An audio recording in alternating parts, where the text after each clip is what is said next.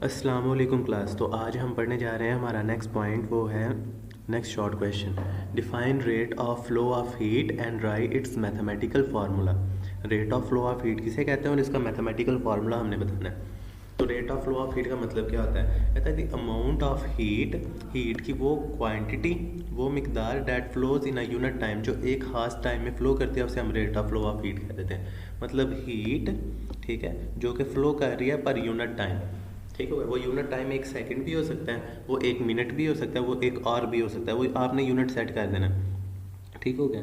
उसके हिसाब से आपने देखना है कि जो हीट है वो कितनी ट्रैवल कर रही है, उससे हम कह देंगे rate of flow of heat. ठीक हो गया। उसका फार्मूला क्या आ गया? के ए T1 - T2/L। ये आपके पास उसका फार्मूला आ गया। ठीक हो गया। तो ये है बेसिकली सिर्फ rate of flow of heat की डेफिनेशन और उसका फार्मूला। अब हमने बताना है कि जो rate of flow of heat है, किसी चीज़ की लेंथ उस पर किस तरह इफेक्ट करती है। तो लेंथ बेसिकली इन्वर्सली प्रोपोर्शनल होती है rate of flow of heat के। अगर तो फर्ज करें हमारे पास 2 रॉड्स हैं, एक रॉड की लंबाई है 1 फीट, दूसरे रॉड की लंबाई है 4 फीट। ठीक है, आपने दोनों रॉड्स को एक सिरे से पकड़ा हुआ है और एक सिरा उनका किसी आग के ऊपर रख दिया हुआ है। तो आप महसूस करेंगे जो छोटा रॉड होगा वो जल्दी गर्म होना शुरू हो जाएगा, लेकिन जो बड़ा रॉड होगा उसमें हीट को आपके हाथ तक पहुंचने के लिए बहुत ज़्यादा टाइम लगेगा। ठीक हो गया। तो इसका मतलब लेंथ जितनी बढ़ाते जाएंगे rate of flow of heat उतना कम होता जाएगा। ठीक हो गया। तो यहाँ पे लिखा हुआ larger the length between the cold and hot ends. यहाँ पे हॉट आना है,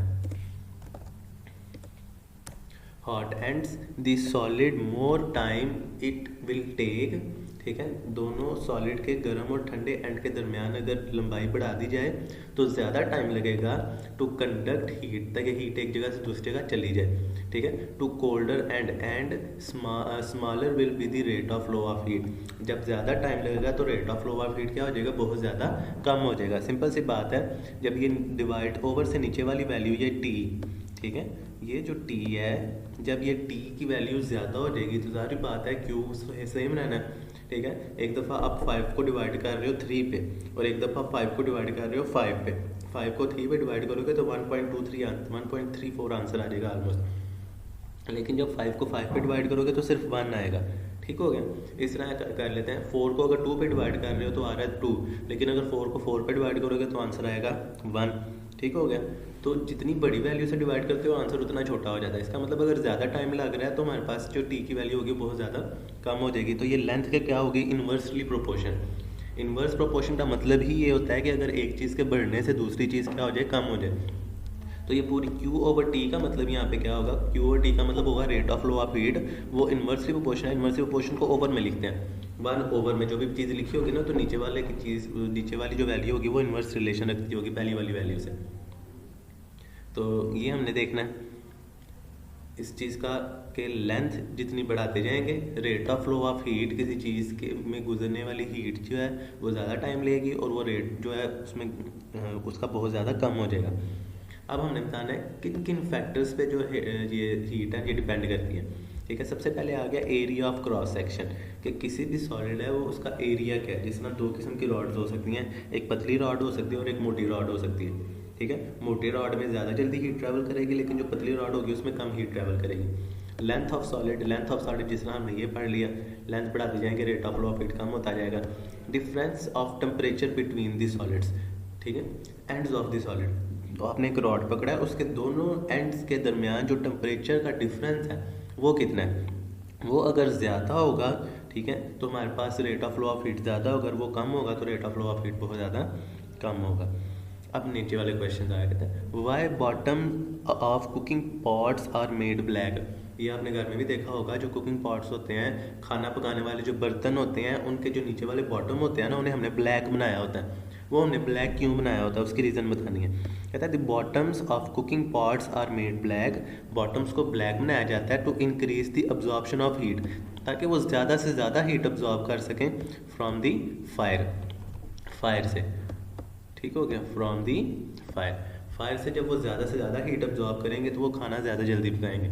इस वजह से जो कुकिंग पॉट्स के नीचे वाले हिस्से सारे होते हैं उन्हें क्या किया जाता है? उन्हें किसी तरीके से काला कर दिया जाता है।